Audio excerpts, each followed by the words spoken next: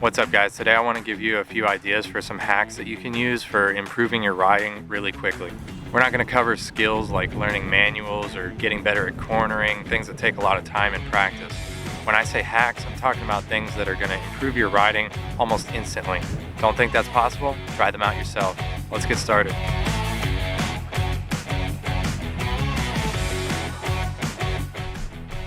Protective gear and clothing. Obviously, protective gear will decrease your chances of getting hurt when you inevitably crash. It can be a double-edged sword though. Since you feel more protected, you may take more risk. But I think overall, you will ride better with more gear, and then at least when you do go down, it won't be as bad. I always ride with a full-face helmet and gloves, but when I'm doing lots of jumps or rocky downhills, I'll throw on some leg protection too.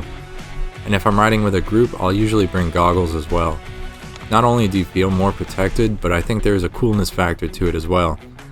Padded up with a full face helmet and goggles, you feel like a downhill bombing badass, and that can definitely have a psychological effect that translates to better performance. The same can be applied to clothing. Whether it's a jersey or some rad tube socks, looking good can boost confidence and therefore your riding. I also did a video on my 510 riding shoes, which made a huge difference for me, and I would highly recommend some riding specific shoes if you haven't already got some. Ride with someone faster. Whether you're trying to keep up or pull away, riding with someone faster will usually get you riding faster right away. Whether it's physical or mental, you will rarely have the exact same stamina as the next person. So finding someone to ride with that is better than you can help you build up to the next level.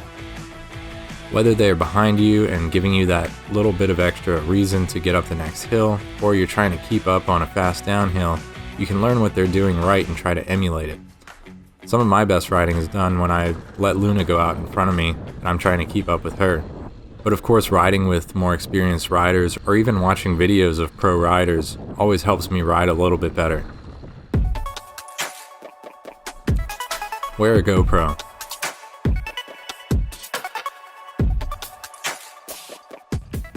When I first started wearing a camera, I immediately noticed a difference in my riding. Because when you're riding with a camera, you want to kind of exaggerate your movements to make the video look more interesting and as epic as possible.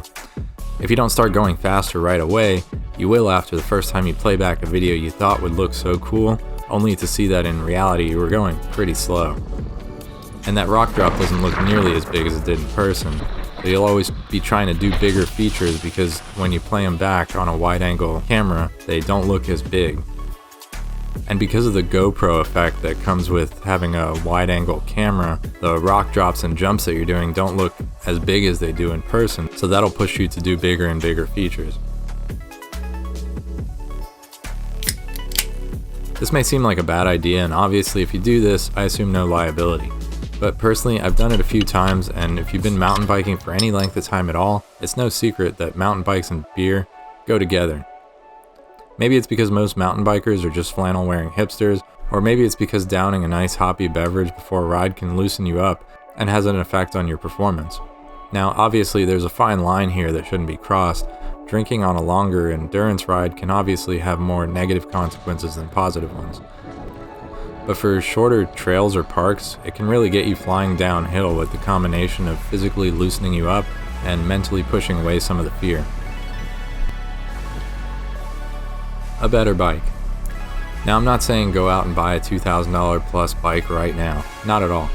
If you're just starting, you will gain a lot more by starting with a cheaper bike, preferably a hardtail, and then upgrading as you get the basics down. Some people will tell you it doesn't matter at all what bike you have, it's about how you ride it. And that's true to an extent, but as an absolute statement, it's a load of crap. Better suspension, brakes, tires, etc. will perform better, and therefore you will perform better. I started with a $200 bike and worked up to $2,200 over several different bikes. Each time when I got to the point where I felt like I was pushing the bike as hard as it would go, and as I rode more with more experienced riders and tougher trails, I would upgrade to something with better components, eventually working up to a full suspension bike.